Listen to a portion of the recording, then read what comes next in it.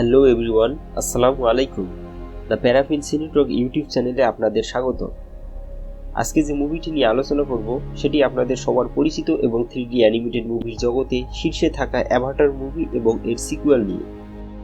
তো শুরু করার আগে যারা আমার চ্যানেলে নতুন, ভিডিওটি ভালো লাগলে একটি লাইক করুন এবং সাবস্ক্রাইব করতে ভুলবেন না। সো দেরি কিসের, let's jump into the video.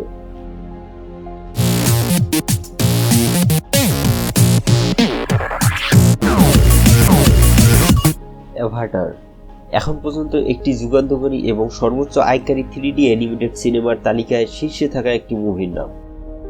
মুভিটির writer এবং ডিরেক্টর প্রখ্যাত জেমস ক্যামেরন। মুভিটির নির্মাণ পরিকল্পনা শুরু করেন 1994 সালে এবং সে সময়ে 80 পেজের একটি খসড়াও চূড়ান্ত করেন তিনি। বলে রাখি, জেমস ক্যামেরন হল টাইটানিক খ্যাত ডিরেক্টর এবং লেখক। টাইটানিক মুভি রিলিজ হয় 1997 সালে, যার বাজেট ছিল $200 মিলিয়ন এবং বক্স অফিস কালেকশন ছিল $2.202 বিলিয়ন। এখন টাইটানিকের কথা কেন বললাম, চলুন বিষয়টি ক্লিয়ার করি। 1993 সালে পরিকল্পিত মুক্তির জন্য ক্যামেরন 1997 সালের চলচ্চিত্র টাইটানিকের সমাপ্তির পরে চিত্রগ্রহণের কথা ছিল, কিন্তু সেটা সম্ভব হয়নি। কারণ যদি মুভিটি দেখে থাকেন তাহলে দেখবেন পুরো মুভিটি হচ্ছে 3D অ্যানিমেটেড। রিলিজ ডেট দেওয়া হয়েছে 16 ডিসেম্বর 2022, অর্থাৎ 16 ডিসেম্বর 2009 থেকে 2022, দীর্ঘ 13 বছর পর দ্বিতীয় সিকুয়েল রিলিজ হবে। আর অ্যাভাটার 3 রিলিজ হবে 20 ডিসেম্বর 2024 এবং বাকি দুটি সিকুয়েলের নাম না জানালেও রিলিজ ডেট দেওয়া হয়েছে। তৃতীয়টির রিলিজ ডেট দেওয়া হয়েছে 18 ডিসেম্বর 2026 এবং চতুর্থটির রিলিজ ডেট দেওয়া হয়েছে 22 ডিসেম্বর 2028। এ তো গেল সিনেমার কথা। অ্যাভাটার মুভিতে অভিনয় করেছেন Sam Worthington, Zoe Saldana, Stephen Lang, Michelle Rodriguez, Joel David Moore, Giovanni Ribisi এবং সিগুনি উইভারা।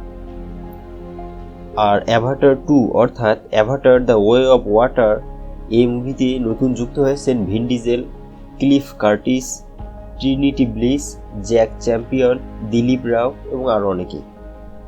তো মুভিটির সংক্ষিপ্ত পটভূমি একটু বলি।